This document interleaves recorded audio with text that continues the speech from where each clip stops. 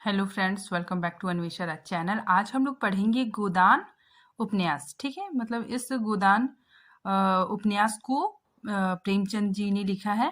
ठीक है, तो इस टॉपिक को हम लोग पूरे विस्तार से पढ़ेंगे। ठीक है, चलिए पढ़ना स्टार्ट करते हैं। गोदान हिंदी उपन्यास साहित्य में सर्वश्रेष्ठ कृति मानी जाती है। ठीक है, तो गोदान हिंदी उपन्यास साहित्य में सबसे सर्वश्रेष्ठ कृति मानी जाती है। इस उपन्यास में तत्कालीन भारतीय समाज जीवंत हो उठा है। ठीक है, देखिए, गोदान जमींदार और स्थानीय साहूकार के हाथों गरीब किसानों का शोषण, मतलब इसमें गरीब किसानों का शोषण और उसके अत्याचारों का सजीव व्याख्या है। ठीक है, मतलब इस उपन्यास में किसानों का शोषण और उसके अत्याचारों को पूरे विस्तार से दिखाया गया है। आगे देखिए, गोदान महाकाव्य को किसान जीवन की समस्याओं, दुखों और त्रासदियों पर लिखा गया महाकाव्य है। ठीक है, तो यह गोदान जो महाकाव्य है इसमें किसान जीवन की समस्याओं, ठीक है, किसान जीवन के दुखों और उसकी परेशानियों को उसमें लिखा गया है। गोदान उपन्यास का प्रकाशन 1936 में हुआ था। ठीक है, इसमें कुल 36 अध्याय है। ठीक है, इस उपन्यास में 36 अध्याय है। इस उपन्यास में किसान की पीड़ा, शोषण, उनकी कठिनाइयों को प्रस्तुत किया गया है। ठीक है, गोदान का मतलब क्या होता है? ठीक है, गोदान अर्थात मतलब गाय का दान। ठीक है, हमारे हिंदी संस्कृति में जब कोई मर जाता है, ठीक है, या फिर लोग इस तरह भी गाय का दान करते हैं। ठीक है, तो इसीलिए यहाँ पे गोदान का अर्थ होता है गाय का दान। विश्व के 9वें महानतम उपन्यासों में से एक गोदान है। ठीक है, मतलब विश्व के जितने मतलब महान उपन्यास हैं, तो 9 महानतम उपन्यासों में एक गोदान भी उनमें से एक है। ठीक है, तो सोच सकते हैं आप लोग कि ये कितना मतलब महाकाव्य है। और देखिए, प्रेमचंद युग कब से कब स्टार्ट होता है? 1918 से 1936 तक प्रेमचंद युग माना जाता है। ठीक है, अब देखिए, गांव, इसमें किस गांव के बारे में उल्लेख है? बेलारी। ठीक है, जो लखनऊ के उत्तर प्रदेश में है। गोदान एक यथार्थवादी उपन्यास है। ठीक है, मतलब इसमें एकदम वास्तविकता मतलब दिखाया गया है। ठीक है, तो क्वेश्चन आता है कि गोदान क्या है? तो गोदान एक यथार्थवादी उपन्यास है। ठीक है, आगे देखिए, कृषक जीवन की समस्या और उसकी त्रासदी का चित्रण इसमें देखने को मिलता है। ठीक है, आगे देखिए, तत्कालीन समाज का चित्रण है, उस समय के समाज का चित्रण है। ठीक है, गरीबों की विवशता, ठीक है, गरीबों की मजबूरी को दिखाया गया है। जाति वर्ण की भेद की समस्या भी दिखाई गई है। ठीक है, मतलब जाति का जो भेदभाव होता है उस समस्या को भी दिखाया गया है। प्रेम और त्याग का भी चित्रण है। ठीक है, मतलब होरी, मतलब वो हमेशा प्रेम और त्याग का चित्रण उसमें चित्रित है। ठीक है, आगे देखिए, दोहरा कथानक। ठीक है, इसमें दोहरा कथानक है। एक मतलब गांव की तरफ का दृश्य का वर्णन है, तो दूसरा शहरी, ठीक है, शहरी की तरफ भी इसका वर्णन है। किसान की अभिलाषा का त्रास अंत भी दिखाया जाता है। ठीक है, मतलब किसान की जो अभिलाषा होती है गाय खरीदने की, ठीक है ना, तो उसको मतलब दिखाया गया है। ठीक है, अब हम लोग थोड़ा सा प्रेमचंद के बारे में पढ़ते हैं। प्रेमचंद हिंदी और उर्दू के सर्वाधिक लोकप्रिय उपन्यासकार व कहानीकार के रूप में जाने जाते हैं। ठीक है, और प्रेमचंद की अंतिम और महानतम, ठीक है, महानतम औपन्यासिक कृति गोदान है। ठीक है, जिसका प्रकाशन 1936 में हुआ था। ठीक है, ये बहुत इंपॉर्टेंट है, पूछा जाता है एग्जाम में कि गोदान का प्रकाशन कब हुआ था, तो 1936 में। ठीक है, उनके द्वारा रचित प्रमुख उपन्यास कौन कौन से हैं? सेवा सदन, ठीक है, प्रेमाश्रम, रंगभूमि, निर्मला, गबन, कर्मभूमि, गोदान और मंगलसूत्र। ठीक है, मंगलसूत्र ये अपूर्ण है, मतलब ये अधूरा है। ठीक है, तो ये प्रेमचंद द्वारा रचित प्रमुख उपन्यास है। अब हम लोग देखते हैं पात्र परिचय। ठीक है, देखिए, होरी ये कौन है? ये नायक है। ठीक है, धनिया होरी की पत्नी है। ठीक है, और ये नायिका है। आगे देखिए, गोबर कौन है? होरी का पुत्र है। ठीक है, और झुनिया गोबर की पत्नी है। ठीक है। आगे देखिए भोला, भोला झुनिया का पिता है। ठीक है, ये जो झुनिया है इसके पिता भोला है। ठीक है। फिर हीरा, हीरा कौन है? हीरा होरी का भाई है। ठीक है। फिर सोना, सोना होरी की पुत्री है। ठीक है, ये इसका मतलब सोना का 12 वर्षीय पुत्री है। ठीक है। फिर देखिए रूपा, रूपा भी होरी की पुत्री है और ये 8 साल की है। ठीक है। फिर नेक्स्ट आता है पुनिया, पुनिया कौन है? हीरा की पत्नी है। ठीक है। आगे देखिए राय साहब, ये जमींदार है।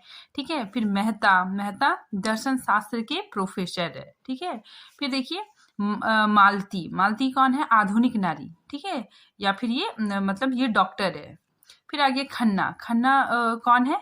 ये इनका अपना मतलब मिल है। ठीक है, चीनी का मिल है। ठीक है, तो ये पूंजीपति। आगे देखिए सिलिया, सिलिया कौन है? दलित चमार स्त्री है। ठीक है। फिर दाता दीन, ये पुजारी या फिर ब्राह्मण है। ठीक है। फिर माता दीन, ये कौन है? दाता दीन का पुत्र है। ठीक है, और ये भी मतलब ब्राह्मण है या फिर पुजारी है। ठीक है। फिर ओमकार नाथ, ये संपादक है। ठीक है। फिर दुलारी साहुआइन, ये दुकान की मालिकीन है। ठीक है। फिर गोविंदी, गोविंदी कौन है? खन्ना साहब की पत्नी है। ठीक है, ठीक है ना, ये दोनों का मतलब आपस में उतना बनता नहीं है। ठीक है। फिर देखिए प्रेमचंद्र ने आरंभ में इसका नाम कामिनी खन्ना दिया है। ठीक है, ये बहुत इंपॉर्टेंट है कि कामिनी खन्ना कौन है? तो गोविंदी है। ठीक है। आगे देखिए झिंगुरी सिंह, झिंगुरी सिंह, ठीक है, गांव के महाजन है और शहर के बड़े महाजन के एजेंट है। ठीक है, ये बहुत मतलब स्वार्थी इंसान है। ठीक है, और दूसरों की मुसीबत से सिर्फ लाभ उठाने वाला ये साहूकार है। ठीक है। फिर नेक्स्ट आ गया नोहरी, नोहरी क्या है? जाति अहिर जाति की है ये नोहरी। ठीक है, और झुनिया के पिता से उसने दूसरा विवाह किया था। ठीक है। फिर देखिए खन्ना, ये बहुत ही मतलब इम्पोर्टेंट पात्र है। देखिए इसके बारे में जान लीजिए। इसका पूरा नाम वेद प्रकाश खन्ना है। ठीक है, और शोषक के प्रतीक के रूप में चित्रित है। ठीक है, ये पूंजीवादी व्यक्ति है। ठीक है, ये पूंजीवादी व्यक्ति है और मालती के प्रति प्रेम केवल वासना परक है। ठीक है, मतलब ये मालती के प्रति प्रेम रखते हैं, वो भी सिर्फ वासना परक। ठीक है, इनकी चीनी का मिल है। ठीक है, और इसी चीनी मिल में गोबर भी काम करने लगता है। अब हम लोग देखेंगे कथानक, ठीक है, या कथासार। ठीक है, गोदान उपन्यास का। चलिए, गोदान उपन्यास का प्रकाशन 1936 ईस्वी में हुआ और इसमें 36 अध्याय है। ठीक है, गोदान उपन्यास होरी तथा धनिया नामक एक कृषक, ठीक है, किसान दंपति के जीवन की कहानी है।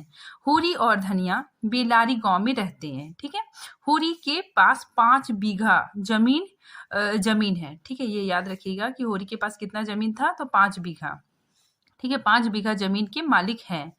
बेलारी गांव अवध क्षेत्र, ठीक है, अवध क्षेत्र या प्रांत के अंतर्गत आता है। ठीक है, गोदान कृषक जीवन का महाकाव्य माना जाता है। प्रेमचंद ने गांव के दयनीय जीवन और शहर के चमक दमक वाले जीवन दोनों को चित्रित किया है।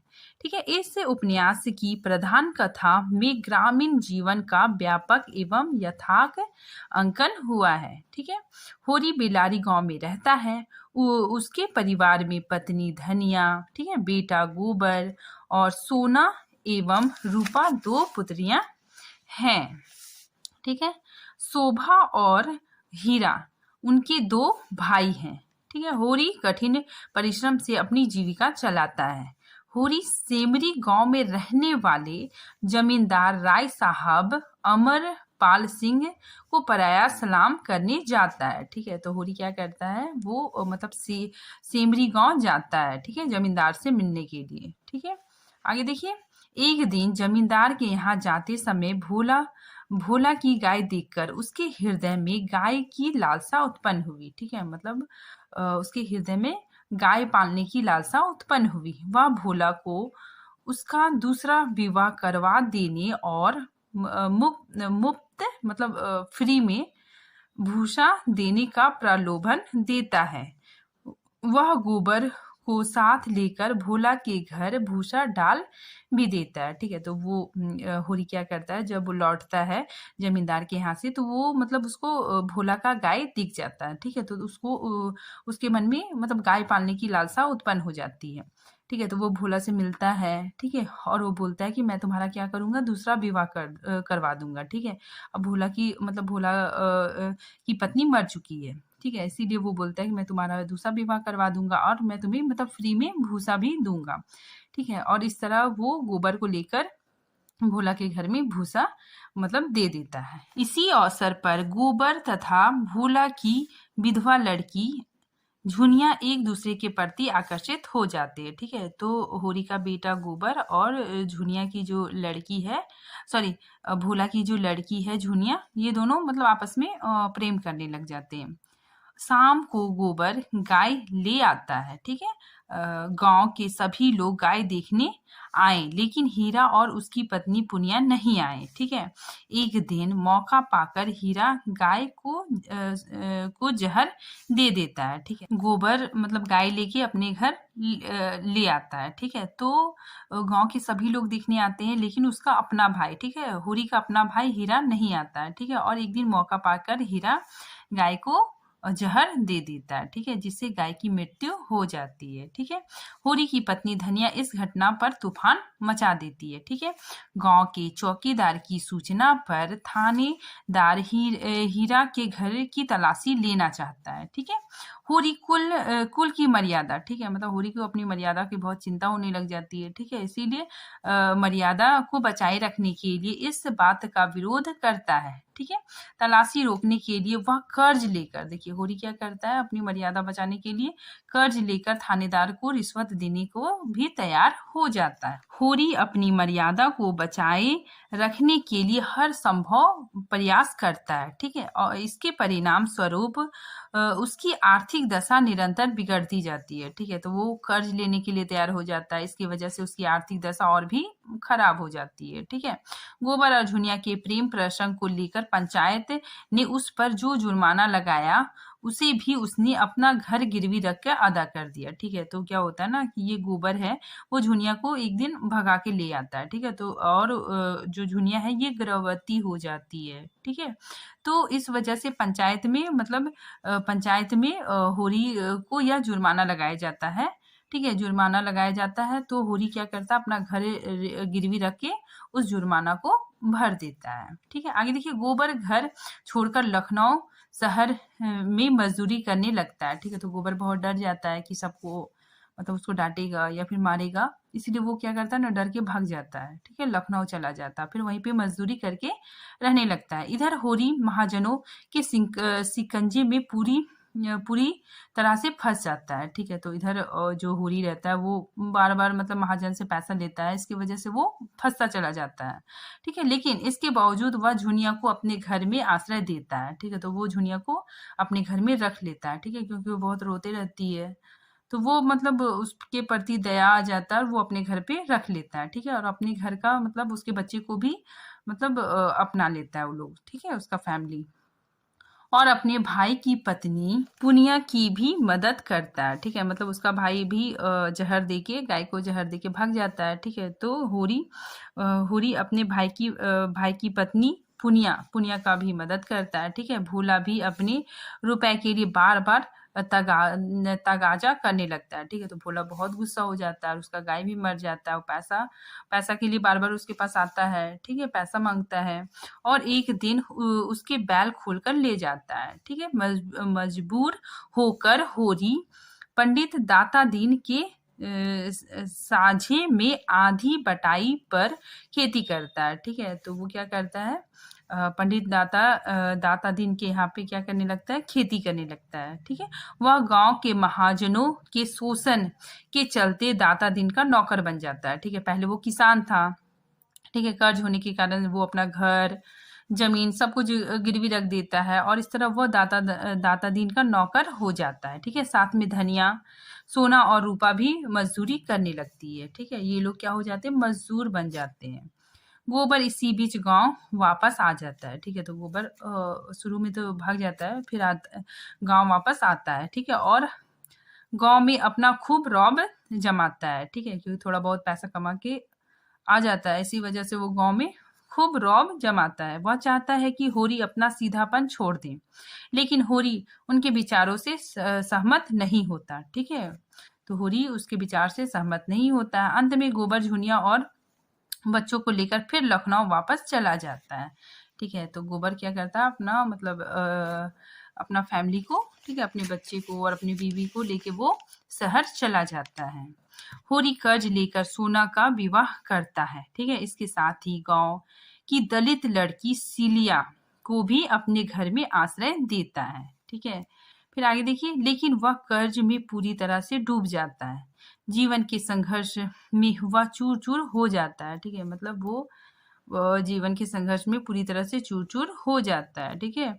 मजदूरी करते हुए उसे एक दिन लू लग जाती है, ठीक है, वो मजदूरी करते रहता है, ठीक है। और इसी बीच उसे लू लग जाती है, वह अचेत हो जाता है, मतलब वो बेहोश हो जाता है। सब लोग दौड़कर दौड़कर बहुत उपचार करते हैं, ठीक है। धनिया का तो जैसे सब कुछ लूट गया, ठीक है। जब उसने आखिरी बातें करते हुए होरी ने सदा के लिए अपनी आंखें बंद कर ली, ठीक है। तो यहाँ पे क्या हो जाता है, होरी की मृत्यु हो जाती है। मृत्यु के क्षणों में पंडित दाता दीन ने गोदान करा देने की बात कही, ठीक है। मतलब होरी की मृत्यु हो जाती है तो बोलता है कि गोदान करा दो, मतलब गाय का दान करा दो, ठीक है, इससे बहुत पुण्य मिलेगा। सबने धनिया से कहा आखिरी समय है, गोदान करा दो, ठीक है, आखिरी समय है और गोदान करा दो। धनिया ने 20 आने सुतली बेचकर पाए थे, ठीक है, बेचारी वो सुतली बेची थी और उसे 20 आने मिले थे, ठीक है। वही पैसा वो दाता दिन को दे देती है, ठीक है। दाता दिन के हाथों में रखकर बोलती यही मेरे पास है और यही उसका गोदान है, ठीक है। इतना कहते हुए वो बहुत जोर जोर से रोने लगती है। यह एक ऐसे किसान की त्रास कथा है जो जीवन भर संघर्ष करते, ठीक है, परिस्थितियों से लड़ते हुए अंततः उसने उससे उबार नहीं पाता है, ठीक है, और मजदूर बनने में विवश हो जाता है, ठीक है। तो इसमें गोदान में किसान की मतलब दुख परेशानी, ठीक है, किसान की त्रास कथा है, ठीक है, जिसमें किसान क्या करता है ना, ये होरी जीवन भर संघर्ष करता है, परिस्थितियों से लड़ता है, ठीक है, अपने मतलब रूढ़िवादिता पे चलता है, ठीक है, और इस तरह करते करते मतलब वो किसान से मजदूर बन जाता है, ठीक है, जमींदारों के चंगुल में फंस जाता है, ठीक है, उसका सब कुछ गिरवी रख जाता है और वो मजदूर बनने पर विवश हो जाता है। गोदान में गांव और शहर की कथाओं के साथ साथ चलती है, ठीक है। तो गोदान में ये तो गांव हो गया, इसके बाद फिर शहर की कथा भी साथ साथ चलती है। इसमें से एक कथा तो ग्रामीण जीवन से संबंधित है, होरी और धनिया की, और दूसरे कथा में नगरीय जीवन की कथा है, ठीक है, जिसके पात्र देखिए, अब इसमें नगरीय जीवन का भी कथा है, देखिए, जिसके पात्र राय साहब अमरपाल सिंह है, ठीक है, बिजली पत्र के संपादक, ठीक है, मतलब बिजली पत्र के संपादक कौन है, पंडित ओमकार नाथ, ठीक है। बीमा कंपनी के दलाल, बीमा कंपनी के दलाल कौन है, मिस्टर तनाखा, ठीक है। प्रोफेसर मेहता, लेडी डॉक्टर मालती, ठीक है। मिल मालिक खन्ना साहब भी है, ठीक है, उनकी पत्नी गोविंदी मिर्जा आदि है, ठीक है। ये सब नगरीय जीवन के पात्र हैं। रामलीला में धनुष यज्ञ के अवतार पर सभी एक दूसरे से मिलते हैं, ठीक है, सभी मित्र एक दूसरे से मिलते हैं और अपने अपने वर्ग के अनुसार सामाजिक राजनीतिक विचार प्रकट करते हैं, ठीक है। मिर्जा जी के कारण इस मित्र मंडली का मनोरंजन होता रहता है, ठीक है। अभिनय, शिकार, कबड्डी आदि से इन लोगों का मन बहलाव होता है, ठीक है। तो सभी मित्र आपस में मिलते हैं। मालती और मेहता जीवन से संबंधित पात्र है, ठीक है। प्रारंभ में उन दोनों के विचारों में बहुत साम्य नहीं था, ठीक है। यहाँ मालती और मेहता ये दोनों मतलब आपस में प्रेम करते हैं, ठीक है। आगे देखिए, मालती बाहर से तितली, ठीक है, और भीतर से मधुमक्खी है। आरंभ में मेहता अपने भावुकता पूर्ण आदर्श के कारण उसे ठीक नहीं समझ पाता। देखिए खन्ना का कैरेक्टर, खन्ना रसिक व्यक्ति है, ठीक है। उसकी अपनी पत्नी गोविंदी से संबंध ठीक नहीं है, ठीक है। पूंजीपति भी है और वह अपने रुपए के बल पर मालती से पूरा व्यवसायी और पूंजीपति है, ठीक है। स्वार्थ साधना उसके जीवन का लक्ष्य है, ठीक है। तो ये अपनी पत्नी को भी ज्यादा पसंद नहीं करता है और ये बहुत मतलब स्वार्थी इंसान है। आगे देखिए, मजदूरों की हड़ताल का सामना करने के बाद जब उसकी मिल, ठीक है, उसका जो चीनी का मिल होता है वो जल जाता है, ठीक है, तो उसका हृदय परिवर्तित हो जाता है और उसे अपने पिछले जीवन पर पश्चाताप होता है, ठीक है। मतलब उसका हृदय परिवर्तन हो जाता है और उसे मतलब पश्चाताप होता है। मेहता और मालती, ठीक है, मेहता और मालती मैंने बताया ये लोग आपस में एक दूसरे से प्रेम करते हैं, धीरे धीरे एक दूसरे के निकट आ जाते हैं, लेकिन विवाह बंधन में ना बंधकर मित्र की भावना से समाज सेवा में लिप्त रहते हैं, ठीक है। तो ये लोग विवाह नहीं करते हैं, ठीक है, ये समाज सेवा करना चाहते हैं, ठीक है। वास्तव में गोदान में साहूकार द्वारा किसान के शोषण की ही कहानी है, ठीक है। अब हम लोग गोदान उपन्यास के महत्वपूर्ण तथ्यों के बारे में देखते हैं, ठीक है, जो एग्जाम में पूछे जाते हैं। देखिए, होरी की इच्छा परछाई गाय लेने की थी, ठीक है। होरी के गांव का नाम क्या है, ये पूछा जाता है, बेलारी, ठीक है। गोबर का वास्तविक नाम गोवर्धन, ठीक है। तितली, बाहर से तितली और भीतर से मधुमक्खी, यह कथन किसके लिए कहा गया है, तो मालती के लिए, ठीक है। गोदान उपन्यास यथार्थवादी उपन्यास है, ठीक है, ना कि आदर्शवादी, ठीक है। ये आदर्शवादी नहीं, यथार्थवादी उपन्यास है। उपन्यास में महाजनी सभ्यता का विरोध किया गया है। ना दो मेरे हाथ में हथकड़ियां, देख लिया तुम्हारा न्याय और अकल की दौड़, ठीक है। यह कथन धनिया, ठीक है, धनिया ने कहा था जब मतलब गाय को हीरा जहर दे के भाग गया था, तो पुलिस आई थी, ठीक है, और हीरा का घर में तलाशी ले रही थी, तो होरी उसको रिश्वत दे दिया था, तो वो मतलब तलाशी नहीं करना चाह रहा था, तो धनिया बहुत गुस्से में ये वाक्य बोलती है, ठीक है। तो ये वाक्य किसका है, धनिया का, ठीक है। आगे देखिए, यह उपन्यास समस्या का चित्रण हुआ है, ठीक है ना, मतलब इस उपन्यास में समस्या का चित्रण हुआ है। यह उपन्यास समस्या प्रधान है, ठीक है। यह उपन्यास क्या है, समस्या प्रधान है। गोदान में गांधी जी और मास्क को प्रेमचंद्र ने घुला मिला दिया है, ठीक है। ये कथन किसका है, डॉक्टर बच्चन जी का, ठीक है। प्रेमचंद्र का सबसे विख्यात और अंतिम उपन्यास गोदान है, ठीक है, जो 1936 में प्रकाशित हुई थी, ठीक है। होरी के पास 5 बीघा जमीन थी। गांव की कथा और शहर की कथा साथ साथ चलती है, ठीक है।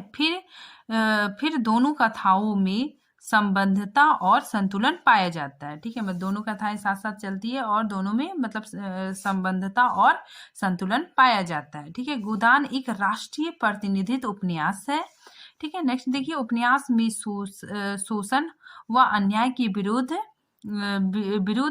भर्ती हुई नई पीढ़ी की विद्रोह और असंतोष का प्रतीक गोबर है, ठीक है। मतलब गोबर जो फिर वापस आता है तो वो मतलब होरी को मतलब बहुत बोलता है, ठीक है। तो उसमें मतलब नई पीढ़ी का विद्रोह और असंतोष दिखाया गया है, ठीक है। आगे देखिए, मालती व मेहता लखनऊ में रहते हैं, ठीक है। राय साहब समेरी गांव में रहते थे, ठीक है। आगे देखिए, पंडित दाता दीन का पुत्र का नाम माता दीन था, ठीक है। और ये राम सेवक, ये महाजन था, ठीक है, जिससे मतलब होरी की दूसरी पुत्री रूपा का विवाह हुआ था, ठीक है। और ये महाजन से होरी ने होरी ने पैसे लिए थे, ठीक है। मतलब इसी महाजन से होरी ने अपने खेत को बचाने के लिए पैसे उधार दिए थे।